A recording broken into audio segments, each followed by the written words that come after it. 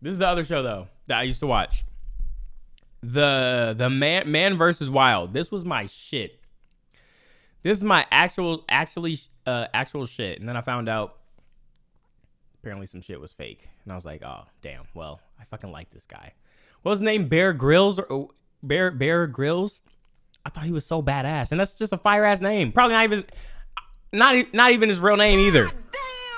I was young though. Have you listened to the Cash Crabs EP and music video on YouTube? Yeah. It hit #1 on Spotify USA. Really? I didn't know it was this fake. That comment was posted to an early expose of man. Yeah, this is the one I saw. Bro, he had dramatic music and was like, we gotta do this trying to die. But I'm like, bro, damn, that's bad. That's so bad.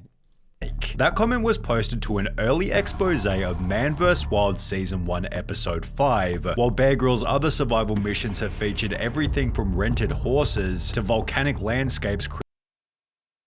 What?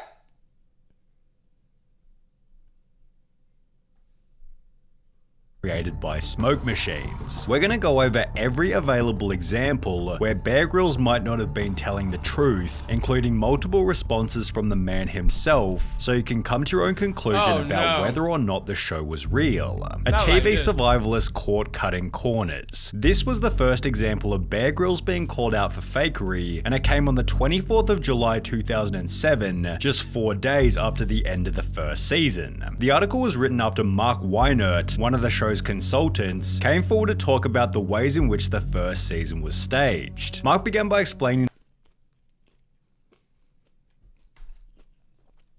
that nigga a snitch, man. These niggas ain't had to sign nothing to say whatever happens in the show stays in the motherfucking show. Whatever happens on set stays on motherfucking set.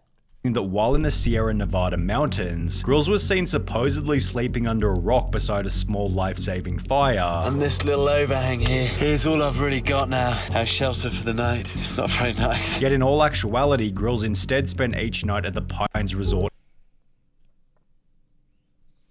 Not like this, man. Not like this, bro.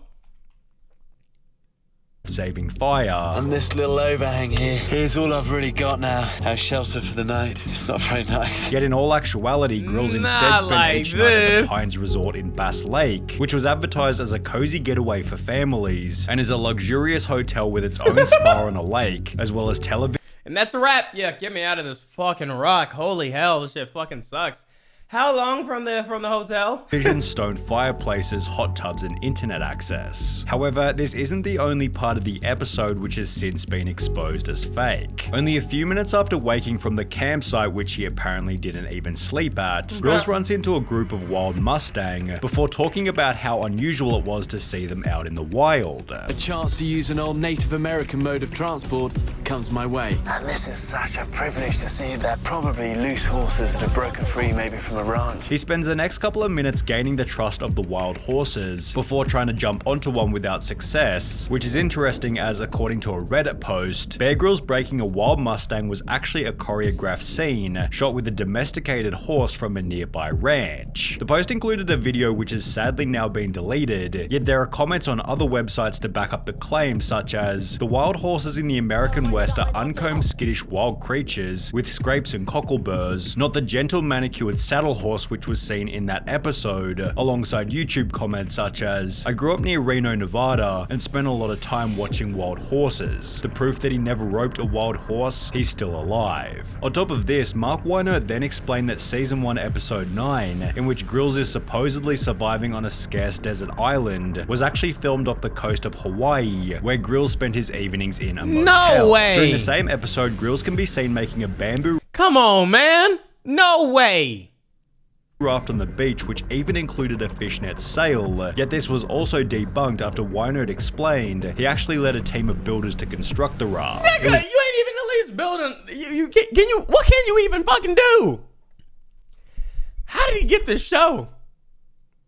Then taken apart so that Grylls could be shown building it on camera. However, it was Season 1 Episode 5 on Mount Kilauea that was the most suspicious of them all. At the beginning of the episode, Grylls This is the one, this is what I got exposed to, and I was like, fuck. Grills was supposedly walking on an active volcano, shown by sulfur dioxide gas which was steaming from the surface. Sulfur dioxide gas forms in volcanoes, and here it's really thick. Look at this, you can actually see the sulfur dioxide here seeping out of these vents. However, after the episode went live, one of the show's safety instructors It's like, listen to him talk now, it's just cringe.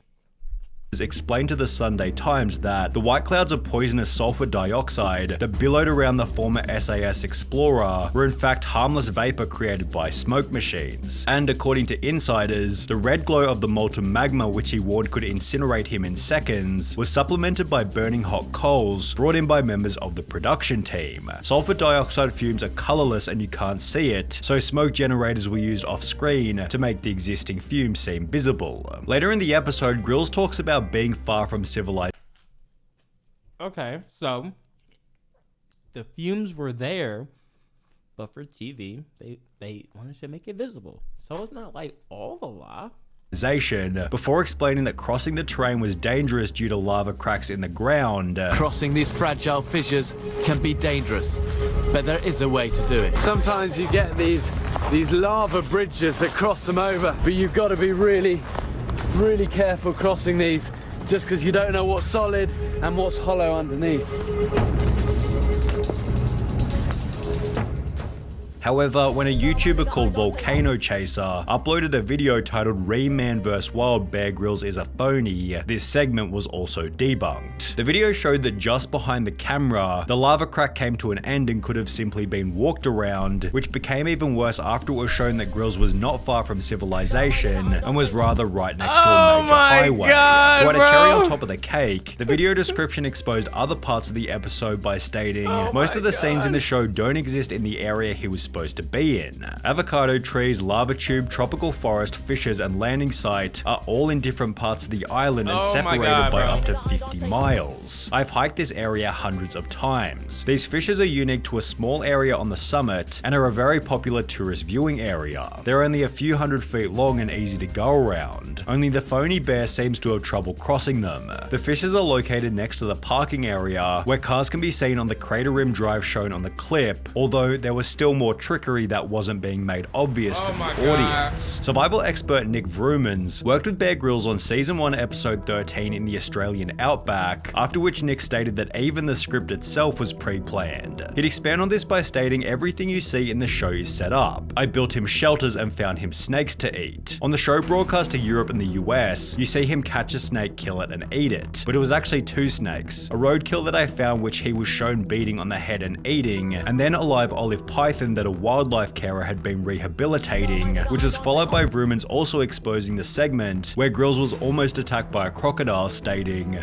He's not even like in the shot. It's cutting to him and it's cutting to the alligator or crocodile, whatever.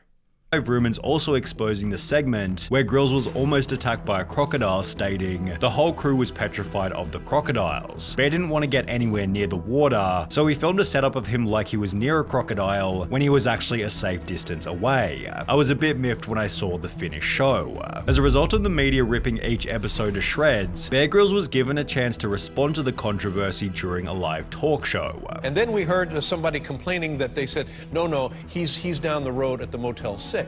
He's not really out there surviving. The way we film these things is over 6 days, and when I'm filming the live night stuff I'm out whether it's in a camel carcass or up a tree, and then when we're not filming the night stuff, I'll stay with the crew, wherever that is, whether it's in a tented camp area in the Sahara or a jungle lodge, in a rainforest or wherever. Grylls would then issue a public apology stating, if people felt misled on how the first series was represented, I'm really sorry for that. He added, I'm the person that takes the rap for these things, even though I'm not always involved in the editing side of it, which is followed by the show promising to be 100% transparent going into the future. To cover themselves, the second season opened with a disclaimer, however, it's not like this did anything to convince viewers of the second season opened with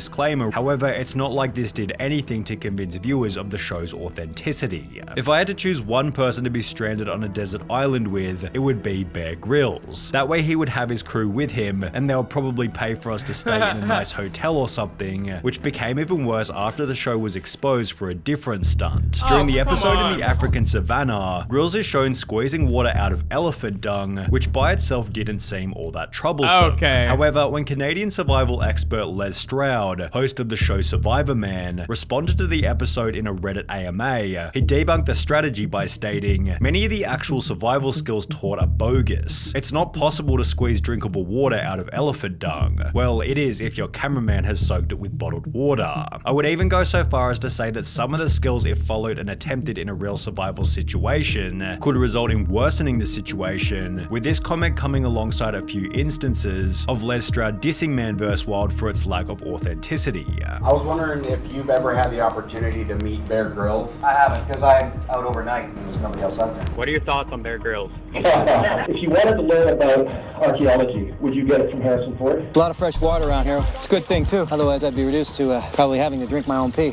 Yeah, right. There are YouTube videos as well as full-blown websites dedicated to the poor advice that Bear Grylls is given, with many stating that this constitutes fakery, while others have made the point that Grylls was simply showing survival techniques, and it therefore didn't matter if the shots were set up or not. It's a show to teach you how to survive certain scenarios. To have every survival stunt to be real every single episode would be both dangerous and illogical. He teaches survival techniques. It's obviously irrelevant if he's really facing those perils or not. The point is, it's entertaining and informative. He was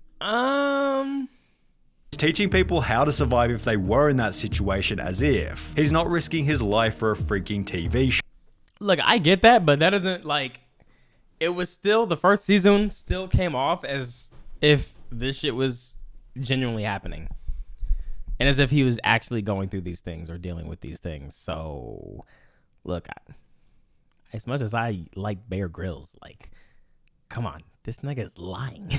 He's been lying, bro. He's been fooling us all. Come on. Whether or not setting up the shots constitutes fakery is up for debate. However, a YouTuber by the name of Lo the Show seems convinced that even when set up, a different Bear Grylls stunt is completely impossible, eating a snake. Even with the guts and skin on, you can eat them straight like this.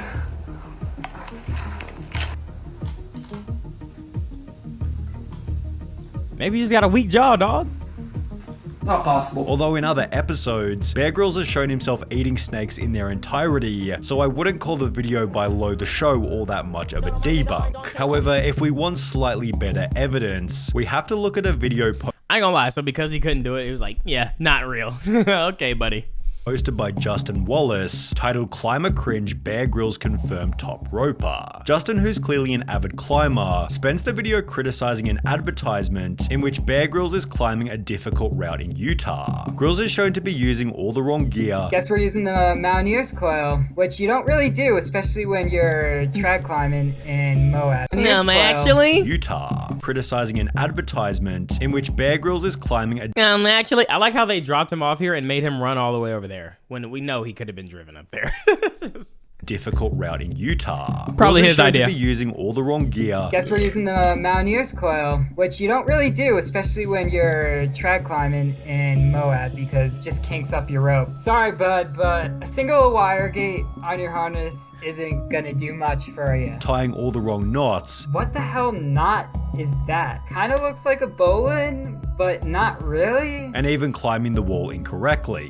I don't even see his last piece. He's like 40 feet run out right there. You're gonna die, man. Oh, and there's so many good placements too. What is he doing? There's no way he is holding his body weight with that one hand in that crack right there. And his 2 feet are just sticking out on nothing. His crew is definitely pulling his fat ass up there on a damn, man. There's no way he's climbing that. The original rock climbing video has a dislike ratio of almost 75% and features comments such as, "Gotta give him credit for really committing to the BS. Interesting skills he has in climbing. This is just ridiculous. Wow, it could be impressive if it was not fake. As a climber, it's obvious that the heli dropped him at the top and he made some shots rappelling down. I used to like him, disappointing." You could make the argument that Grylls gets a pass given it was filmed for an advertisement, but does he get a pass for an article titled "Bear Grylls Show accused of fakery again after the island's ordinary men exposed as trained professionals. I'm not gonna lie, if it was for like an advert, like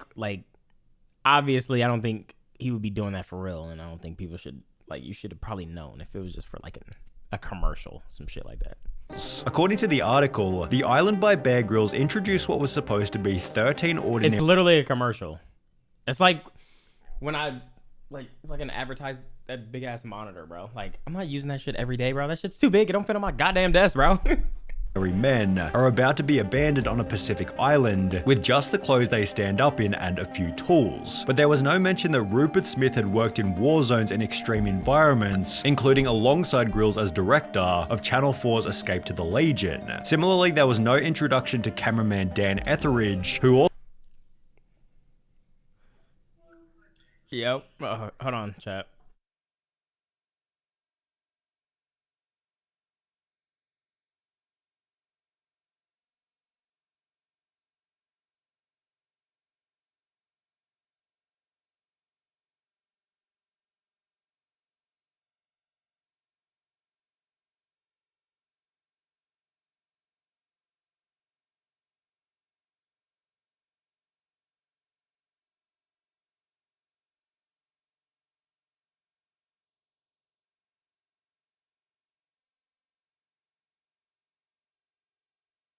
Yes, that was Bear Grylls. Bear Grylls, man. Also work with Grylls on Discovery Channel's Man vs. Wild. Kif McManus. He says, stop watching the video, it's all cap.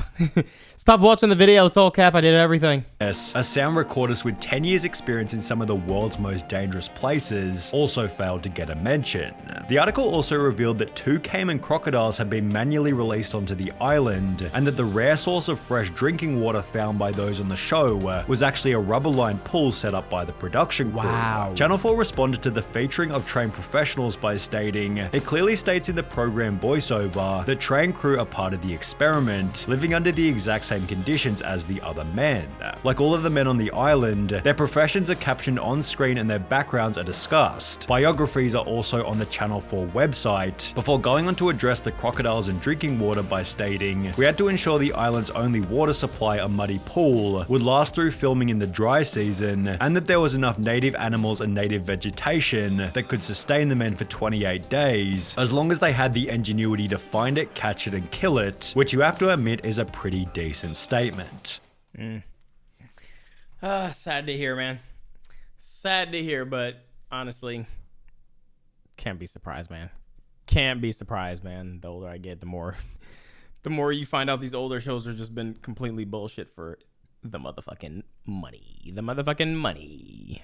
Duh, obviously.